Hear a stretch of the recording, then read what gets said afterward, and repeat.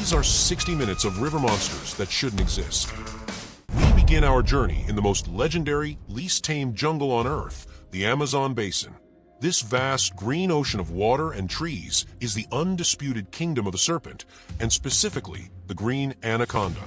But the legends here speak of something far, far greater than Unex murinus. They speak of a behemoth that should, by all rights, be extinct, the Titanoboa, or its modern, monstrous descendant, the giant Amazon anaconda. To understand the modern myth, we must first look 60 million years into the past, to the Paleocene epoch, just after the extinction of the dinosaurs. This was the era of the Titanoboa. The evidence for this creature is not folklore, is rock-solid paleontology. Discovered in the Sarajan coal mine in Colombia, scientists unearthed vertebrae and ribs belonging to a snake that rewrote the biological rulebook. The sheer size of the fossilized bones allowed researchers to accurately model the creature. This was a snake that reached an estimated 42 to 50 feet in length. Imagine that scale. It's longer than a school bus and thicker than a large oil drum. Its weight is estimated to have been over 2,500 pounds. This was not just a large predator, it was an apex predator designed to crush and consume crocodilians and giant turtles. Crucially, the Titanoboa's existence tells us something vital about the environment. Being cold-blooded, a snake of this size requires an intensely hot climate to sustain its metabolic rate. Scientists estimate the Paleocene tropics, where it lived, had an average temperature of 86 to 93 degrees Fahrenheit.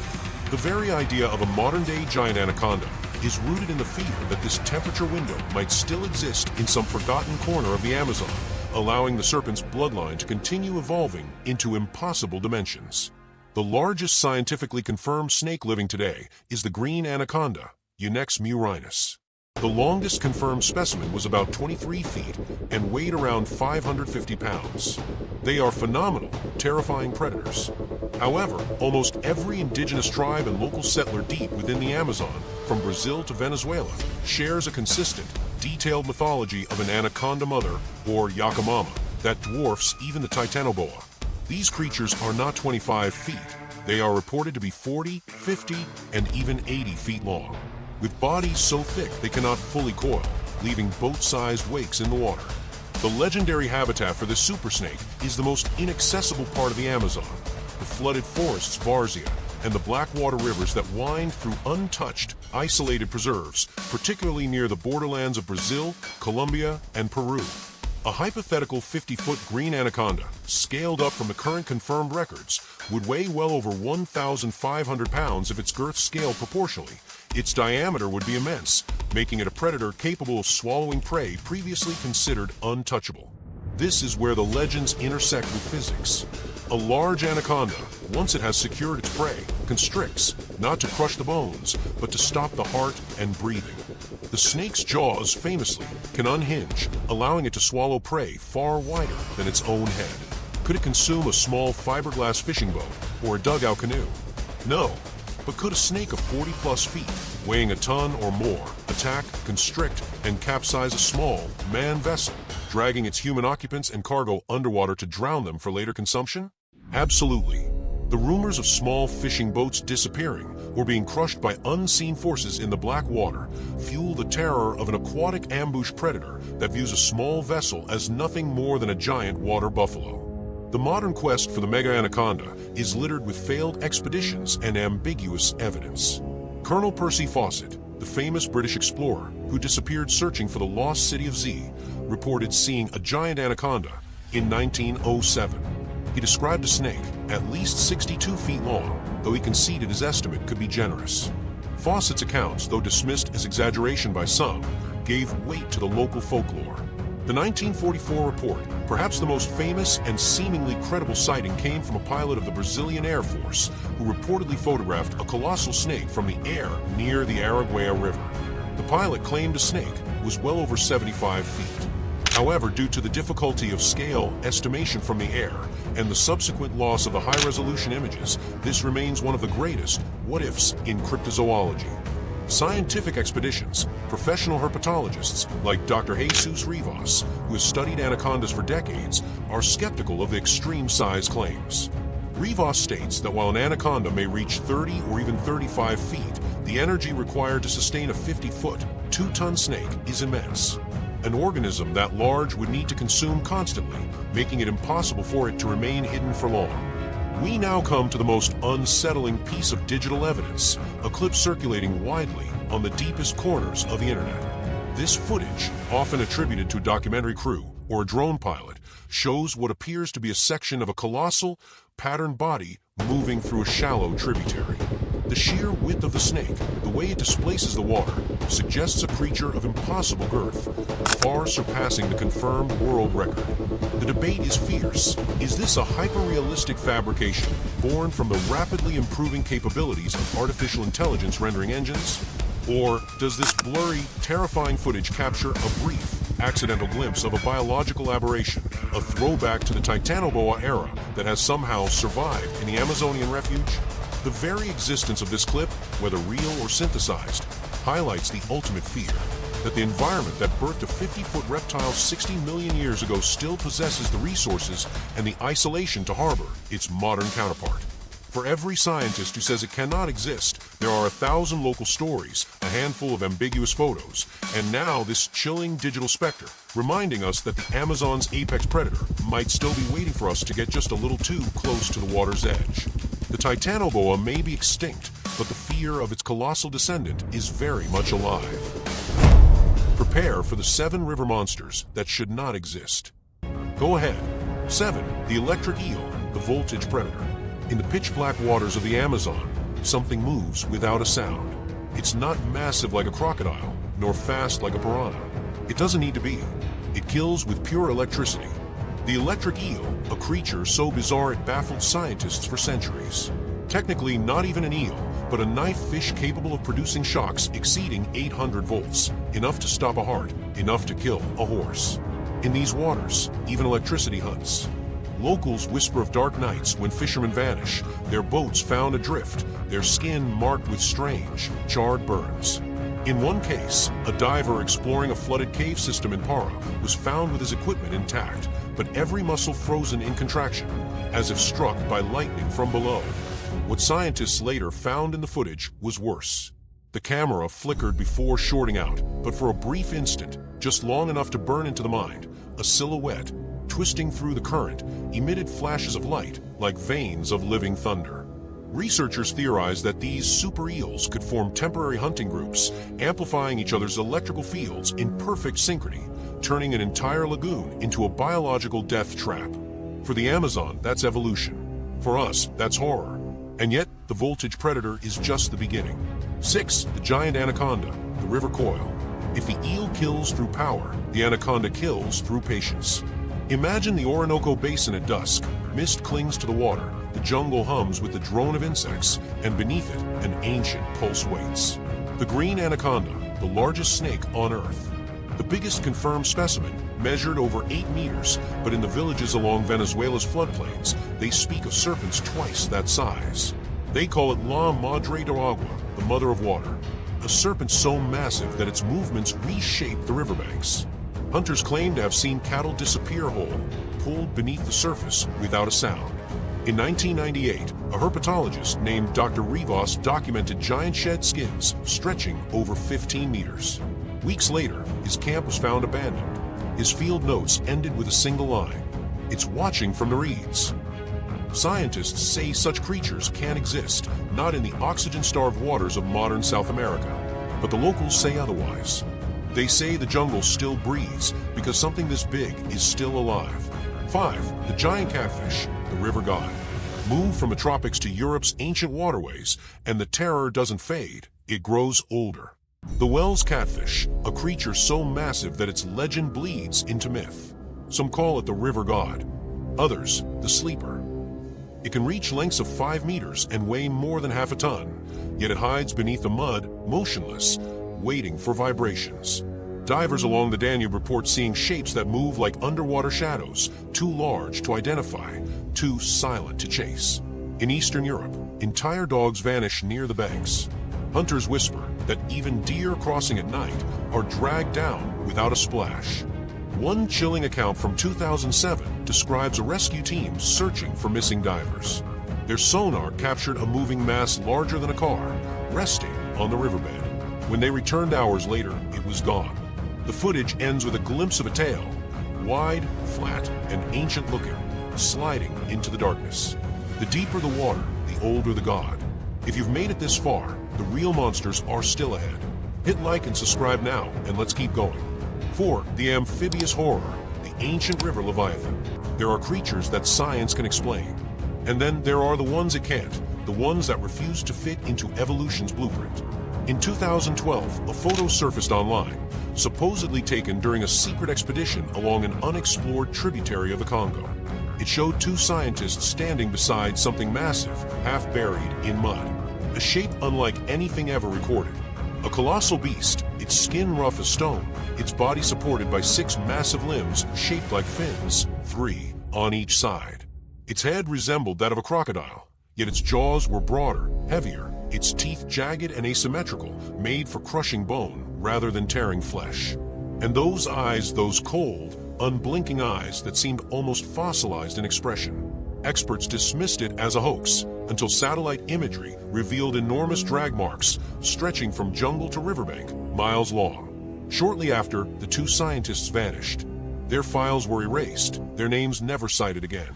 The creature was nicknamed the ancient river Leviathan. Some say it's an amphibious predator from a forgotten lineage, one capable of walking on land to hunt before retreating into the depths with its prey. Others believe it was never a discovery, but a warning, because monsters like this aren't found. They allow themselves to be seen. The creatures you've seen so far are terrifying enough, but the ones that come next make even these look small. What comes now ruled rivers before humans had names for fear. 3. The Caprasuchus, the boar crocodile. In the heart of the Sahara, where the sands now whisper with the ghosts of ancient rivers, lies the fossil of something that should not have existed. They called it Caprasuchus saharicus, the boar crocodile. A predator that didn't crawl through water like the crocodiles we know today, it ran. This creature stood nearly 2 meters tall with muscular limbs capable of lifting its armored body clear off the ground. And its face, unlike any other predator of its era, bore tusks that jutted forward like those of a wild boar, serrated and curved for impaling flesh. It had the speed of a panther and the rage of a crocodile, a perfect synthesis of land and water warfare. Unlike modern crocodiles that wait patiently beneath the surface, Caprasuchus didn't ambush, it charged. It burst from the water in an explosion of scales and mud, crashing into herds that wandered too close to the shallows. Its jaws clamped down not to feed, but to assert control. Paleontologists discovered bite marks on ancient bones that suggested this monster killed prey far larger than itself, not for sustenance, but for dominance. And in a chilling discovery, during an excavation in Chad in the late 1990s, a set of fossilized ribs was found with grooves resembling tool marks. But these weren't made by chisels or drills. They were shaped like human fingers, perfectly spaced impressions, as if someone had tried to pry the bones apart long after fossilization. The report never made it to publication. The fossils vanished en route to a European museum, and the site was buried under military jurisdiction. Some say it wasn't a crocodile at all, but a prototype, a bridge species, something the Earth made before deciding it was too dangerous to keep. And the most haunting part? Fossilized nests discovered nearby suggest that the boar crocodile may have hunted in pairs, coordinating attacks. That means intelligence. It didn't hunt for hunger. It hunted for dominance. 2. The Purosaurus/Sarcosuchus, the river titans. Now imagine something even older, even bigger, before man, before the Amazon, when South America was a swamp the size of continent. Two names echo through paleontological nightmares, Purosaurus and Sarcosuchus. Purosaurus, a 15-meter monster that weighed over 8 tons, a crocodilian, so large its skull alone could crush a car. Its bite force exceeded that of a T-Rex, with jaws that could snap through bone, shell, or armor. And Sarcosuchus, its African rival, an armored titan that turned rivers into graveyards. They weren't ambush predators. They were river gods that shaped ecosystems by existing. When they slid into the water, entire herds of dinosaurs scattered. Their sheer mass created shockwaves that shattered the calm surface. The ancient Earth itself seemed to recoil. Fossil records show evidence of their reign, deep gouges on bones, fragmented shells of massive turtles, even evidence of interspecies battles between the two. But there's something else, something rarely discussed. In 1964, a petroleum exploration crew drilling near the Amazon basin reported finding enormous fossilized vertebrae encased in black stone deep below the riverbed. They sent samples for analysis. Weeks later, government officials arrived, sealed the dig site, and ordered all materials confiscated under environmental protection orders. The men never spoke publicly again. The rumor is that the fossils didn't belong to a creature that lived millions of years ago, but one that might have lived thousands. Because some indigenous legends speak of a river father, a creature so immense that its movements change the current. Hunters say that on some nights, the water hums like something breathing below. One of the recovered photographs, smuggled years later, showed what appeared to be massive claw marks etched into the walls of a flooded cavern, 30 meters underground. The spacing between the gouges was over a meter apart. The files were destroyed, but the myth endured. Some scientists have proposed that these titans didn't go extinct. They evolved underground, adapting to a world humans never see. Massive flooded caves stretch beneath the Amazon basin, their depth unknown, their silence absolute. Most of these monsters follow the rules of biology, but some defy them. Our next creature is not a fish, it's not a reptile, and it's certainly not supposed to be the predator of the Amazon's deadliest reptiles. Tonight, we reveal a creature that shouldn't exist, an insect worm hybrid older than any dinosaur, feeding not on fish, but on crocodiles. Because in rivers that flow since time began, the crocodile has an enemy it cannot bite, cannot see, and cannot escape until it's too late. And you're about to meet him. The rivers of Earth are kingdoms of power and hunger. Crocodiles tear through the current, armored jaws closing over prey with prehistoric precision. Piranhas swarm in flashes of silver, turning the water red in seconds. Giant anacondas coil around everything that dares to move. For millions of years, this is how the story has gone. Predators ruling their domains, the strong devouring the weak. But what if the balance has never been real?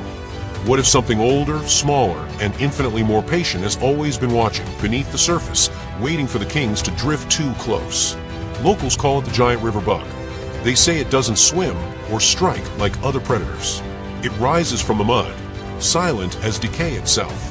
When the water goes still and the bubbles stop, that's when you know it's feeding. It started not in the Amazon, but in the cold stone of northern Canada. Paleontologists discovered something that looked less like an animal and more like a nightmare carved in stone, a fossil so strange it defied classification. They called it hallucigenia. Half worm, half alien, its body was a spine-covered tube, walking on spindly legs that bent the wrong way. It had no eyes, no bones, and a mouth that scientists struggled to define. Some believed it was upside down for decades before they realized where the head even was. Hallucigenia lived over 500 million years ago, during the Cambrian explosion, the dawn of complex life. And yet, something about its structure feels disturbingly familiar. The spikes, the tubular body, the grasping limbs. Like a prototype of something that shouldn't have vanished, something that could have adapted, evolved, and followed the rivers instead of the sea. It wasn't built to dominate, it was built to survive. And survival in evolution always finds a way to resurface. What if one lineage of this creature didn't vanish in the ocean, but crawled inland, following the rivers? They call it the weapon of nature. Its anatomy is a blueprint of efficiency and terror. Spined ridges run along its back, forming a natural armor against predators.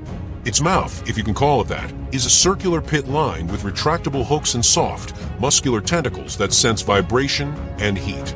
Those tendrils can taste movement, tracking the pulse of a beating heart through layers of mud. Its skin secretes a gelatinous coating that resists infection, dehydration, even acid. To touch it is to touch something between flesh and metal, ancient biology turned into armor. It doesn't hunt by sight. It doesn't chase. It waits. The mud is its world. Where others suffocate, it breathes.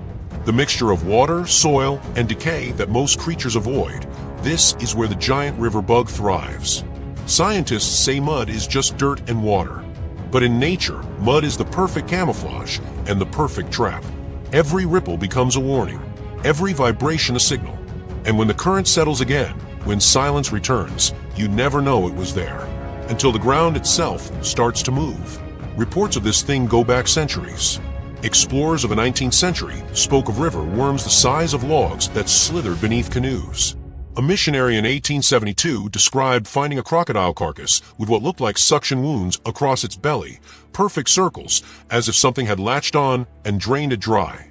The notes were later dismissed as exaggerations, the kind of jungle fever that infects imagination. But what if they weren't exaggerations? What if the rivers have kept their oldest secret perfectly hidden? An unpublished French expedition journal from 1937, recently found in a maritime archive, tells of a crew who sailed upriver in the Congo to map unexplored tributaries. They set up camp by a slow, muddy channel. 2 nights later, their equipment began disappearing. First fishing nets, then food crates, then a small aluminum boat that simply vanished from the shallows. On the 4th night, one of the men woke to find the mud itself breathing. They recorded what they called a shape rising and falling under the water, like the river floor was alive. Before they could flee, the current shifted. Something long and pale brushed the side of the canoe, heavy enough to tilt it. The journal ends abruptly that night. All that was recovered days later were 2 boots, filled with mud from inside out. For years, those pages sat unread, labeled as hoax material. But when modern biologists compared the descriptions of that supposed riverworm to certain preserved arthropod fossils, they found unsettling similarities. The ridged armor, the tubular form, the segmented structure, the spines. One conclusion kept resurfacing in their private notes: it matches nothing in modern taxonomy. And that's where the myth became more than a story. Because deep in the Amazon and parts of Southeast Asia, satellite scans have picked up something impossible: linear trenches in muddy riverbeds, stretching for hundreds of feet, moving slowly over time. Some say it's shifting silt. Others think it's alive. The crocodile, for millions of years, has been the king of rivers. But kings fall not to armies, only to ghosts. The giant river bug doesn't roar, doesn't chase, doesn't flee. It waits. It feeds. It vanishes. The crocodile was never the king. It was just another meal waiting to be found. They found it at dawn, floating near the bank of a muddy tributary deep inside the Congo basin. A full-grown crocodile, motionless, its thick armor-like scales still gleaming under the sun. But something was wrong. The body was intact. No missing limbs. No jaguar bite. No sign of a struggle. Only a cluster of circular wounds along its underside. Perfect, symmetrical, and completely drained. There was no blood. No sign of decay. Just a hollow thing, like a shell that had once been alive. Locals said it wasn't the first. In the past year alone, fishermen had pulled out 3 dead crocs, each one marked the same way, as if something had drilled into them and fed from the inside. Scientists suggested parasites, bacteria, or even poachers using chemicals. But the wounds told another story. The edges weren't torn or bitten. They were melted, as though something had dissolved the flesh. That's when the whispers started about the thing from the mud. The hypothesis was terrifyingly simple. This so-called giant river bug didn't kill with claws or fangs. It didn't need to. It attached itself to soft membranes between scales around the eyes or near the throat where the skin was thinner. Then it secreted enzymes, a biological acid that liquefied muscle tissue from within. It didn't hunt with speed. It hunted with time. It was a predator of infection, not force. Imagine a creature that feeds not by killing, but by waiting. It clings to its prey for days, hidden beneath mud and water, feeding slowly through the open wound it creates. The victim doesn't realize it's dying until it's too weak to swim, too heavy to rise for air. Then the river swallows it whole. What if this thing doesn't kill fast, because it doesn't need to? What if it lets its prey die slowly to feed longer? Mud, the most underestimated element of nature. To us, it's just wet dirt. But to creatures like this, it's something else entirely, a perfect machine for life. Beneath the surface, there's no oxygen, no light, no movement. Just stillness. For most animals, it's suffocation. For the monsters of evolution, it's paradise. Where oxygen ends, evolution begins again. And since 97% of you watching aren't subscribed yet, hit that button now, before we go any deeper. In the deepest layers of riverbeds, organisms thrive that science barely understands. Anaerobic bacteria that live without air. Worms that digest rock. Creatures that have adapted to complete darkness. The mud, with its stability and abundance of decaying matter, becomes not just a habitat, but an incubator. And this is where the legend of the giant river bug begins to make sense. The bobbit worm, a real-life predator found in the oceans of Southeast Asia, hides beneath the sand. It waits for hours, sometimes days, until something passes overhead. Then it strikes, lightning fast, pulling its victim below. Some divers call it the ambush worm from hell. The giant Gippsland earthworm in Australia can grow over 3 feet long and burrow through soil so efficiently that the ground itself seems to breathe.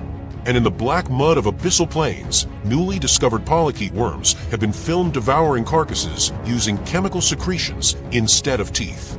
So if such predators already exist in the ocean and underground, what stops one from thriving in rivers, where food is abundant, temperature stable, and the mud deep enough to hide anything? Scientists have a term for this perfect mix of decay, density, and life, the formula of mud. It's an ecosystem built for creatures that should have gone extinct, but didn't. What if this mud is not just the home of the worm, but its weapon? When the current stirs and sediment rises, it's already too late. The creature doesn't emerge from the mud. The mud is the creature. In 2007, a small research expedition set out to study an unmapped branch of the Lualaba River, the upper reaches of the Congo, where human footprints are rare. The mission's goal was simple: measure depth, record microbial activity, and capture samples of sediment. They sent drones above and submersible probes below. On the second day, the sonar readings began to fluctuate.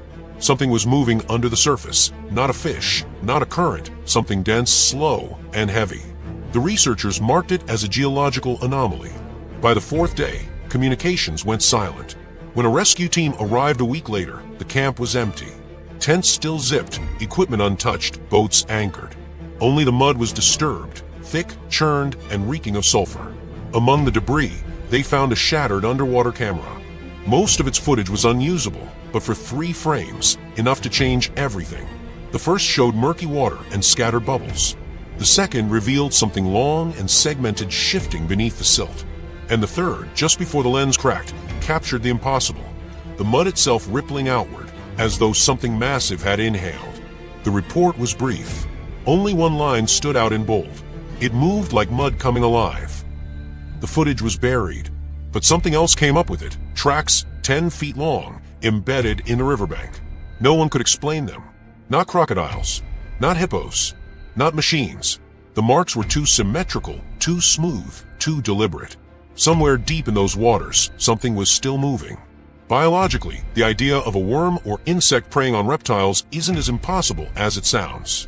Nature is full of parasites that manipulate their hosts. Some eat from within, others alter behavior entirely. In the Amazon alone, more than 30 species of parasitic leeches, fungi, and larvae target animals far larger than themselves. So imagine scaling that biology up, not by size alone, but by time. An arthropod that survived since the Cambrian wouldn't just be strong, it would be chemically perfect. Its body would produce compounds capable of dissolving flesh and neutralizing bacteria, allowing it to feed indefinitely without infection. Its thermal camouflage, that slimy, temperature-stable skin, would render it invisible to infrared vision. Picture the scene. A crocodile basking in the shallows, half submerged, its armored tail swaying lazily with the current. The water is calm, warm, silent. Then a ripple, barely visible. The mud stirs near its hind leg. A single air bubble rises and pops. The crocodile doesn't react. It doesn't feel the danger yet. Beneath the surface, tendrils stretch upward, slow and deliberate. They brush the scaly skin once, twice, tasting. Then they lock on. The creature doesn't pierce, it adheres. Its body shifts, releasing a clear fluid that seeps into the cracks between scales. Within minutes, tissue begins to soften. Within hours, blood flow weakens. The crocodile thrashes too late. The parasite doesn't chase, it waits. The infection does the rest. Days later, the same crocodile drifts downriver, drained and hollow. A ripple on the river's edge, a bubble in the mud, and then silence. The water closes. The hunter becomes the hunted. There's a saying among fishermen in the Amazon: the river gives life, and the river eats it back. Perhaps that's more literal than we think. For 200 million years, crocodiles have reigned as the perfect river predators, unchanged, unstoppable, untouchable. But evolution never ends. And sometimes, what comes next isn't bigger or stronger. It's older, smarter, quieter. If the giant river bug exists, and the evidence suggests something like it could, then the crocodile's time as king may already be over. Because this predator doesn't challenge strength with strength. It conquers through patience.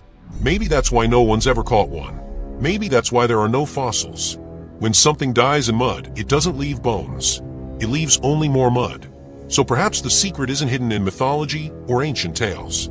It's in the river itself. Every swirl of sediment, every shifting current, every silence that lasts too long. The crocodile has ruled for 200 million years. But something far older is still waiting beneath its feet. We've seen titans that crush and bugs that devour, but the oldest, most perfect predators are often the ones you cannot fight. They don't want to kill you, they just want to consume you slowly while you are still alive. The rivers of our planet have always belonged to the predators. Crocodiles sliding through the mud, jaguars stalking the shallows, piranhas turning calm water into chaos. For millions of years, these have been the kings of the current, creatures built to dominate, to tear, to rule. But every predator has a weakness, a silent enemy, not a beast of muscle or claws, but of hunger itself. There is something older than the crocodile, older than the shark, older than almost anything that still moves today. It doesn't roar, it doesn't chase, and it doesn't bleed easily. It waits. It clings. It feeds.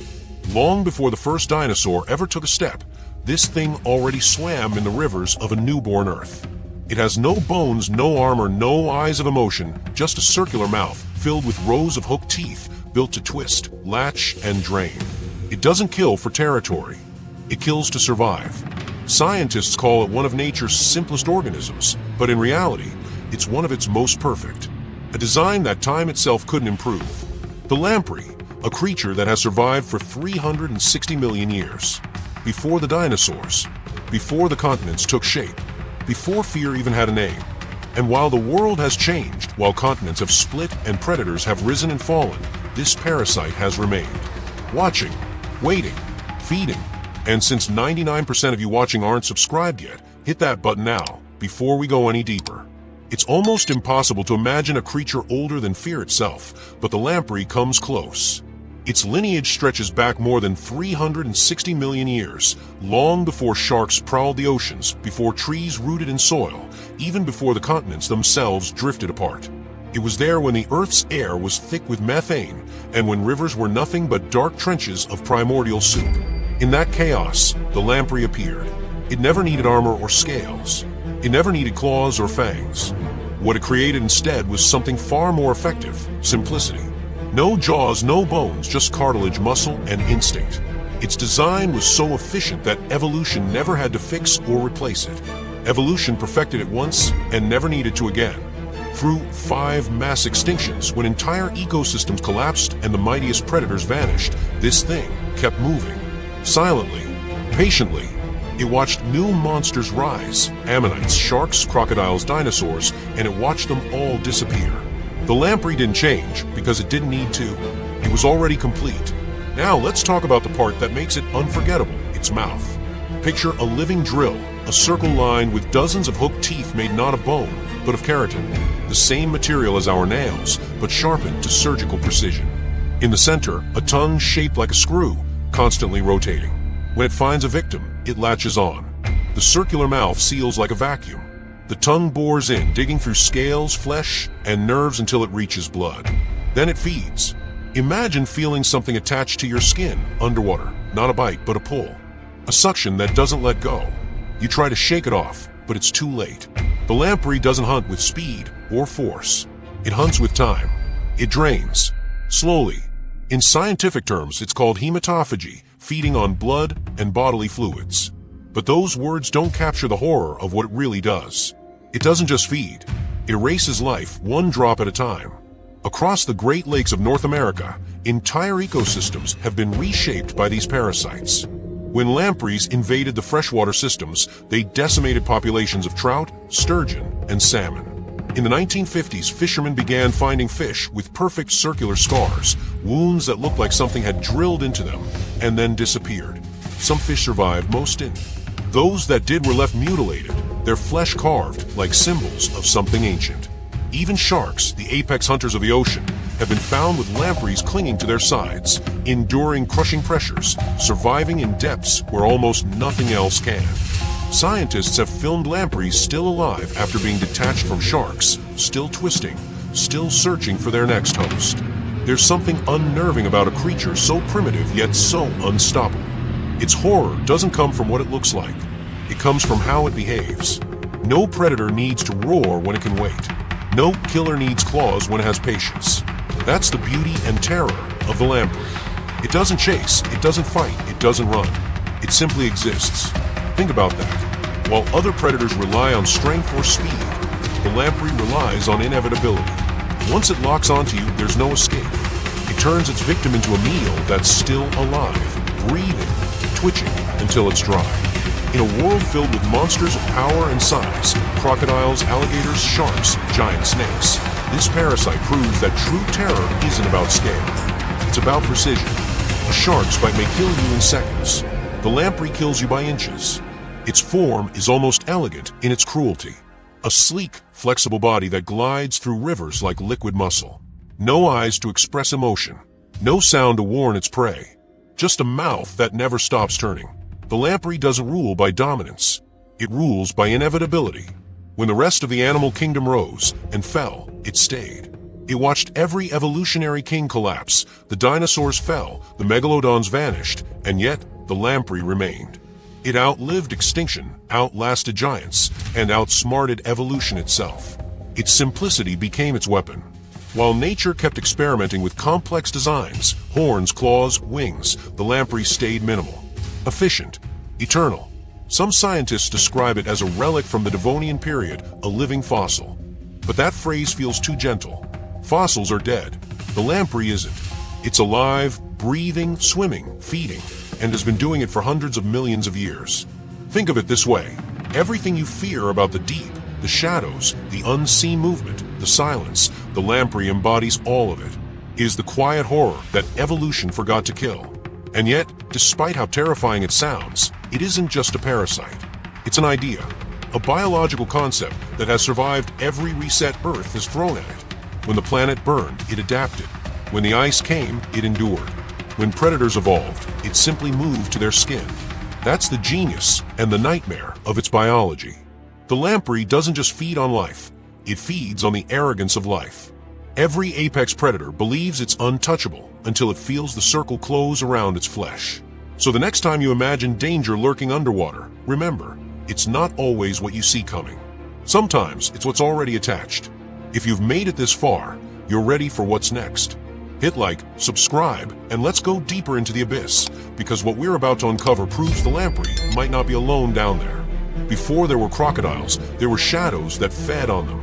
Millions of years ago, when the world was still a swamp of chaos and heat, rivers weren't ruled by reptiles or sharks, they were ruled by something smaller, something patient, something older. The ancestors of the modern lamprey didn't wait for fish. They waited for giants. Archosaur-like predators, early crocodilian monsters, would wade into the shallows, unaware that beneath them, evolution's oldest parasite was already awake. It didn't need teeth like a T-Rex or speed like a raptor. It needed only one thing, contact. The moment flesh brushed against the water, it latched, hundreds of teeth digging in like a spinning saw of cartilage and hunger. Back then, these ancient lampreys were larger, stronger, more aggressive. Their fossils show bite marks circular and perfect, carved into the bones of massive creatures that should have had no enemies. Imagine a crocodile-sized predator surfacing, thrashing, blood darkening the current, because something small refused to let go. That's what makes the lamprey terrifying. It doesn't need to be the biggest. It just needs to last longer. And it has for hundreds of millions of years, surviving everything that tried to destroy it. Even today, its descendants still cling to sharks, feeding on them mid-swim, boring through the toughest skin nature ever made. They ride their prey through the dark, not as passengers, but as living weapons. The ocean fears sharks, but the sharks fear the lamprey. In the mid-20th century, the nightmare returned, not in prehistoric swamps, but in the heart of North America. The sea lamprey, a saltwater parasite, slipped into the Great Lakes through man-made canals. And for the first time in history, it entered an ecosystem with no natural predators. What followed was devastation on a scale few understood. Within a decade, entire populations of lake trout and whitefish collapsed. Commercial fishing towns along Lake Superior and Lake Huron saw their economies vanish almost overnight. Each carcass that washed ashore told the same story. A large, circular wound burned into the flesh, the skin peeled back in a perfect spiral, like the mark of a brand. Every scar was a story of survival. Most didn't survive. Fishermen would pull up nets heavy not with fish, but with pale, half-drained bodies. Others told of reeling in a catch only to find a lamprey still attached, its ring of teeth turning slowly, almost methodically. Scientists tried everything, chemicals, barriers, even sterilization programs, but the lamprey adapted faster than they could respond. It spread to all 5 Great Lakes, feeding on everything that moved. And in the eerie calm of those waters, where sunlight never reaches the bottom, divers still report shadows that twist and vanish. They say you can feel them before you see them, a faint pressure against your leg, a subtle pull in the dark. Because once the lamprey finds warmth, it remembers. Across the world, stories of the lamprey have turned into folklore, but every myth hides a truth. In the Amazon, fishermen whisper about El Gusano del Diablo, the devil worm, said to rise from the riverbed at night, leaving animals drained and hollow. In the frozen north of Europe, old sailors spoke of the blood rings, the circular marks found on the flanks of seals or even reindeer that drown mysteriously in thawed streams. Modern science dismisses these tales as exaggerations, but the wounds they describe match one creature perfectly, the lamprey. Now, some researchers believe we've only seen the smaller survivors, that the massive species that ruled ancient rivers didn't all go extinct. What if the rivers of South America still hide the ancient form, the one that didn't feed on fish, but on crocodiles? There are places in the Amazon no diver has ever reached, trenches carved by centuries of shifting mud and pressure. And every now and then, a carcass washes ashore, half-eaten, drained, marked by a perfect circle. Something is still feeding down there, something patient, something waiting. Every lamprey you see is just the surface, the final form of a secret that hides for years. For most of its life, a lamprey isn't even a predator. It's invisible. Buried beneath the silt of a riverbed, it lives as a larva, eyeless, boneless, harmless. It feeds on microscopic life, on decay, on the river's pulse itself.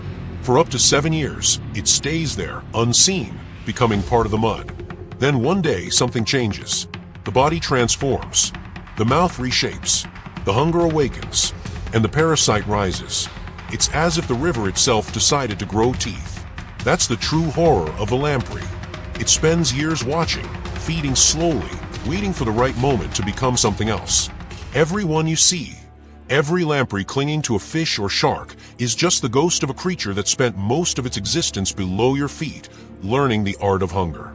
And when it finally emerges, it doesn't hesitate. It doesn't adapt. It remembers. That's how it survived every extinction, every climate shift, every attempt by mankind to destroy it.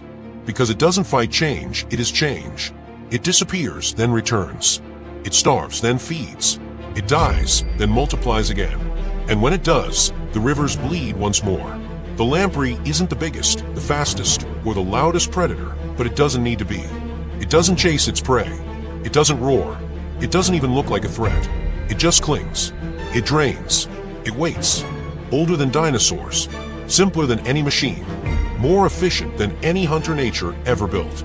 It is the parasite that outlived the kings. And it reminds us of something we've forgotten, that survival isn't about power, but patience. You can drain the rivers. You can build dams. You can poison the water. But when the current flows again, it will be there, ancient, patient, hungry. Because monsters don't always die. They adapt. If the Amazon is a factory of nightmares, our next finding is its most bizarre product. A creature so flat, so large, and so unique that it looks like it escaped from an alien planet and landed in the freshwater. In the summer of 2022, everything we thought we knew about rivers shattered. Because in the Mekong, a river that winds through 6 nations of Southeast Asia, the largest freshwater creature ever recorded surfaced. Not a crocodile, not a shark, but something far stranger. Something bigger than a car, heavier than 3 grown men. A living relic from a forgotten age. And it's real. The world saw the photographs, but behind the headlines lies the deeper mystery. How could a creature of such staggering proportions survive in a river system hidden for decades, perhaps centuries? And if this monster exists here in waters we thought we knew, then what else could be hiding in the places we've never looked? Because the story of this river giant isn't just about a stingray. It's about how nature hides its most terrifying secrets in plain sight, and how little we truly know about the world around us. It began, as all legends do, with whispers. Fishermen along the Mekong told stories of shadows beneath their boats. Nets ripped open as though sliced by unseen blades. A sudden dip in the water, a wave from below that tilted entire canoes. They called it the river's breath, the presence of something vast, unseen, pressing against the current. For decades, no one believed them. Scientists dismissed the tales as superstition, cultural myths, or exaggerations by men who had spent too long in the heat. After all, rivers have limits. They are confined spaces. How could something the size of a small car move unnoticed in waters this narrow? And yet, the signs were there. Reports of sonar readings that captured forms far larger than any known species of freshwater fish. Testimonies from divers who felt vibrations pulsing through the riverbed, as if an engine larger than a ship were idling just beneath the silt. In 2005, a French expedition funded to study the biodiversity of the Mekong vanished without explanation. Their boat was found downstream, abandoned. The only clue was a camera water-damaged, its last photograph a blurry image of something flat, massive, pressing against the river's surface.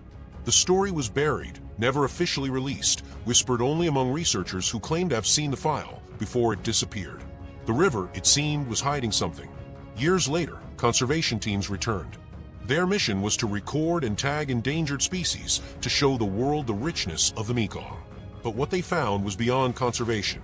They captured a creature that defied reason. A freshwater stingray, stretching over 4 meters in length. Its weight, nearly 300 kilograms. Its bulk sprawled across the muddy banks like a living island. Its skin was thick, mottled with patterns that seemed older than time. Its tail, armed with a venomous barb long enough to pierce bone, dragged silently across the water. For a moment, the scientists could only stare. This was no myth. This was no exaggeration. It was real. The creature dwarfed their equipment. The villagers compared it to their trucks. And when photographs were released, the world saw it too. Headlines read, "The largest freshwater fish ever recorded." But those who stood there, who touched its skin, knew that the truth was far more terrifying. Because this wasn't the largest one. It was simply the one that allowed itself to be found. In hushed conversations after the expedition, the team admitted they had recorded sonar readings weeks earlier. One shape, deep in a trench, measured nearly twice the size of the ray they caught. The reading vanished before they could confirm it. Officially, it was dismissed as an error. But unofficially, the whispers grew louder. The Mekong, it seemed, had not given up its greatest secret. And here's the thought that chills scientists to this day. In nature, size is balance. For a predator to grow this massive in a river, it must be feeding on something just as large. Which means the stingray is not the only secret lurking in the Mekong. If a creature bigger than a car can drift in silence beneath the current, then what else can? What else already has? And before we go deeper, ask yourself this: do you really want to know? Because what's hiding in our rivers might not just challenge science. It might challenge the limits of our imagination. Subscribe to BeastFlix now, because the monsters we've already found are only the beginning. The official story broke in June 2022. A fisherman in Cambodia caught something he couldn't explain. At first, he thought his net had snagged a sunken log. But when the river began to move with it, he knew he had hooked something alive.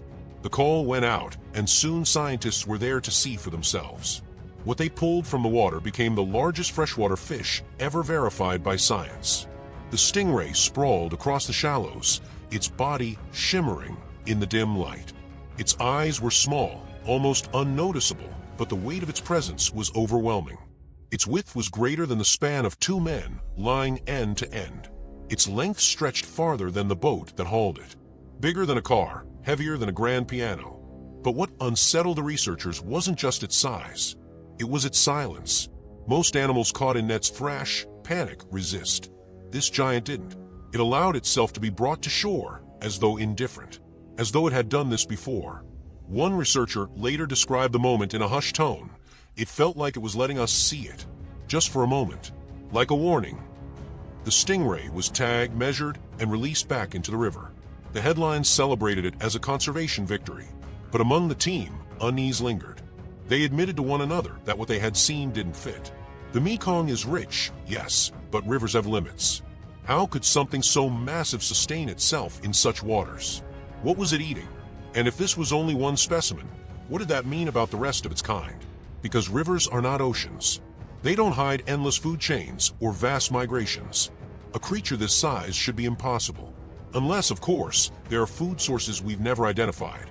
Unless there are other giants living unseen, supporting one another in a hidden ecosystem beneath the current. Satellite surveys of the Mekong revealed something stranger still. Entire stretches of the riverbed shifted without explanation.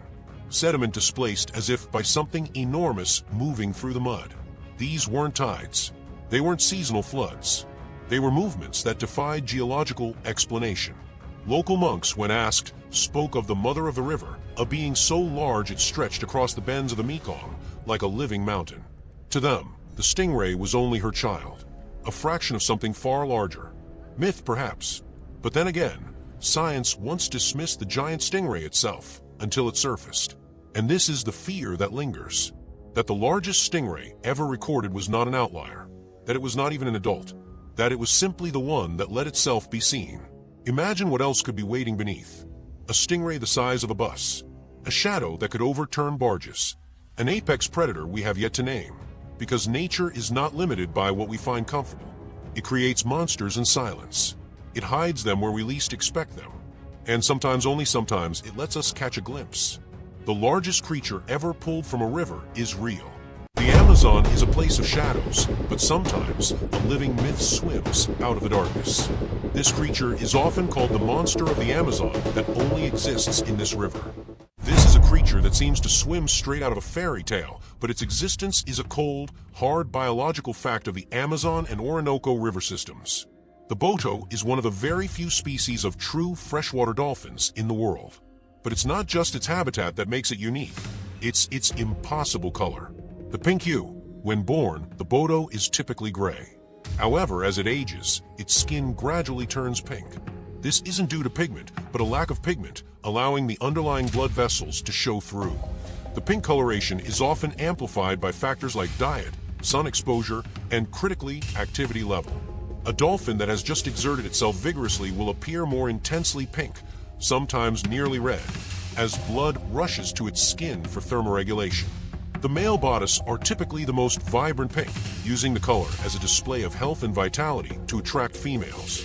Unique adaptations. The boto's body is a marvel of riverine evolution. Unlike its ocean-dwelling cousins, the boto has unfused vertebrae in its neck, giving it the ability to turn its head almost 90 degrees. This is essential for navigating the flooded, tree-choked forests and shallow tributaries where visibility is nearly zero. It also uses a sophisticated form of echolocation, emitting high-frequency clicks to see in the murky, sediment-filled waters. The boto is endemic to the Amazon and Orinoco basins, and this specificity is due to their evolutionary path. They simply cannot survive in the high salinity of the ocean. During the wet season, the Amazon River swells, expanding hundreds of miles into the surrounding rainforest. The bodice follow the water, swimming through the flooded canopy, maneuvering around tree trunks and hunting fish, piranhas, and even small freshwater crabs in the temporary lakes. They are the apex predator of this unique, seasonally expanding ecosystem.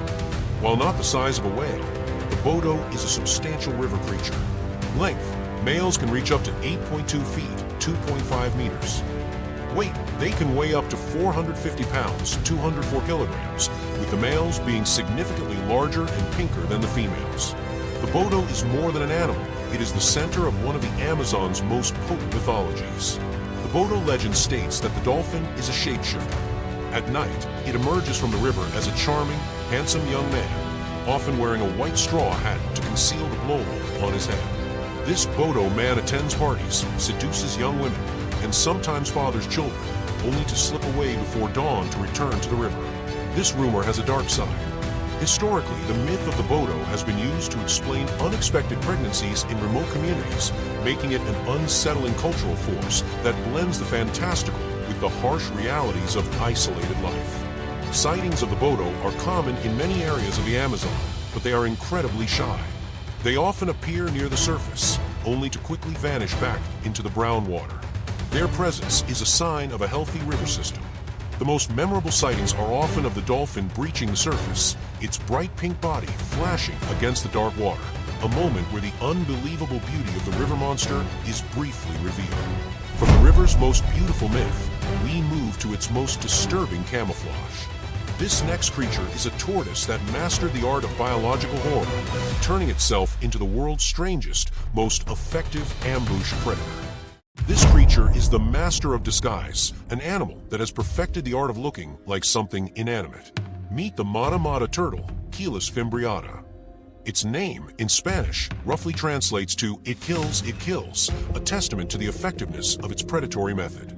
It is a large, fully aquatic freshwater turtle native to the slow-moving rivers, blackwater streams, and stagnant pools of the Amazon and Orinoco basins. It is a creature of deep camouflage, designed to disappear entirely into the leaf litter and submerged branches. The mata mata is visually stunning and utterly bizarre. It is perhaps the world's ugliest, yet most highly evolved, ambush predator. Its shell is incredibly flat and rough, covered in barnacle-like scales and nodules. This uneven texture prevents light reflection and perfectly mimics a piece of moss-covered rock or submerged bark. It is the ultimate anti-reflection device. The head and neck. Its neck is ridiculously long and covered in fleshy flaps or barbels that act as highly sensitive motion detectors and, critically, as camouflage. These flaps drift in the current, making the turtle look like a clump of detritus or rotting leaves. The snout ends in a small, tubular siphon, allowing the turtle to breathe, while its entire body remains completely submerged and hidden on the river bottom. The mouth. The mata mata has a huge, wide mouth that opens into an enormous feeding cavity. It has virtually no biting power, relying instead on a terrifying vacuum feeding technique. While not a colossal river monster, its large size ensures it is safe from most predators, making it a powerful mid-level threat in its ecosystem. Length. Adults typically reach a straight carapace length of around 18 inches, 45 centimeters. Weight. They weigh between 30 and 33 pounds, 14 to 15 kilograms. The mata mata is 100% carnivorous. It does not chase, it waits. It lies motionless in the shallows until a small fish, amphibian, or invertebrate swims by. Its attack sequence is lightning fast. Detection. The barbels on its neck detect the slightest water movement of the passing prey. The strike. In a fraction of a second, the turtle lunges its head forward, snaps its large mouth open, and creates a powerful, sudden vacuum. Consumption. The suction force is so strong that the prey is instantly swallowed whole, along with a rush of surrounding water, which the turtle then expels. It is less a bite and more a geological event, a mini black hole on the river bottom.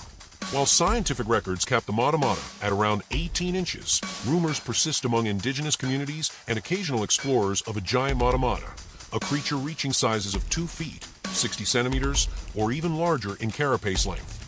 This leads us to a highly debated piece of viral footage that recently circulated online, showing a monstrous, crocodile-like turtle in a shallow river. The creature in the clip possesses the mata mata's signature flat, rough shell, and wide head, but on a scale that defies current biology, with an estimated carapace size well over 30 inches. The scientific community is sharply divided.